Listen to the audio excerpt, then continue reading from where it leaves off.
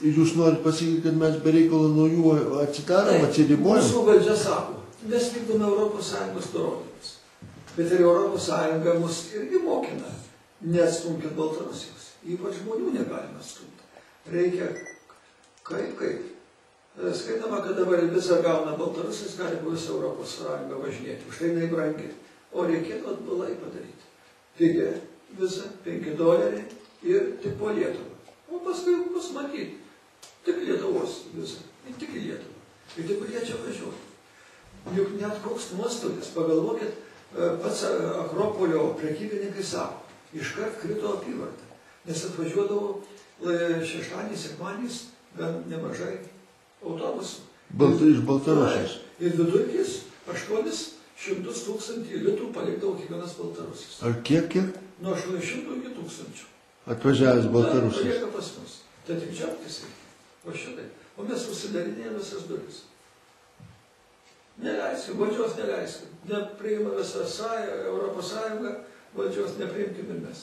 Bet ką eilinių žmonės tai reikia. Jau pagalvokit. Mes kovom už nepriklausomybę, man padėjo Rusijos eiliniai žmonės. O dabar statistika rodo. Baisiausias priešas numeris 1 lietuviai tapo. Eiliniam rusam. Ir uždarėm duris. Uždarėm duris ir propaganda visokia. Jeigu važiuoja, taigi paliks pinigus. Tai mum įnauda. Juk dabar gali būti taip, kad ir su Baltarusiais taip tapsime tarsi mirtini priešai. Taip, o be reikalo. O be reikalo. Negalima už vadą šaudyti kareivių. Jie nekalti. Ir jie tada mūsų nemato, mūsų nežino nieko. Ir kitaip supranta. Jie tik girdė vieną pusę. Kad ir mes tas pats. Ir mes apie juos nieko šilto nesako. Tik blogai. Labai gerai aš tą pasakysiu, kad jie po stalo ginčas. Sako, jei mums būtų blogai, o tu girdėsi, kad Lietuvoje gerai, tai ko nebėga per sieną Baltarusija Lietuvoje. Iš tikrųjų, kodėl? Bet nebėga. O atvažiavo darbininkai, tai žiūrėk, apstatėm, apgavom ukrainiečius, Baltarusius, kinus ir prašau, mes kokį įvaizdį daro. Juk reikia šiek tiek... Jie pardavė savo turtą, kad atvyk pas mus užsidirbti. Algani čia buvo. Ir grįžta su ašarom akis. Ir mes taip atlaidžiai žiūrim. Ir sakom, reikia Lietuvos įvaizdį gerinti. Tai gerinkim, nuo čia pradėkim. Nuo elementariausių dalykų. Aš žmonai būsiu susidaręs, bet kai svečias ateis per duris, tai aš gražiai su šnekėsiu. Kad svečias negalvotų apie mano šeimą, kad čia pragaras. Taip ir su Lietuva. O gal galite pasakyti savo požiūrį į Baltarusijos opoziciją, savo nuomonę, kodėl kokia jį ten populiari, nepopuliari, kaip jums teko girdėti? Aš pasakysiu apie tą opoziciją, kuri buvo mano aplinkoje.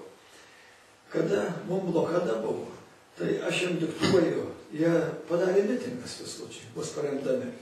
Bet lietuviškai norėjau užrašyti irgi šūkį, mes broliai lietuviai su jumis. Tai aš po raidę diktavau telefoną, o kadangi gydytojas priminėjo lotiniškai raidės tos pačios, vieną klaidelę padarė, bet tai nieko. Ir tai, bet tuos labai pažinojau, kurie irgi už laisvą Baltarusiją, irgi link vakarų, sakysim, aš tai nebuvau tam nusikaltime, bet, jie lengvo statolą apdaužė. Mano tie visi draugai, tai nosį numušė, tai pirštus. Pagaliau jie pasiekė taip, kad tą iš aikštės net neiškeltų. Bet valdžia jį pastatė uždaram ligoninės kieme, tokiam nematomoje vietoje. Ir prasidėjo paskui privatizacija. Vislučiais mieste buvo toks limonado, saldainių fabrikėlis. Tokius saldainius gamino, kaip pas mus per atlaidus pardavinėja. Bet populiarūs pigus. Privatizavo tą fabrikėlį.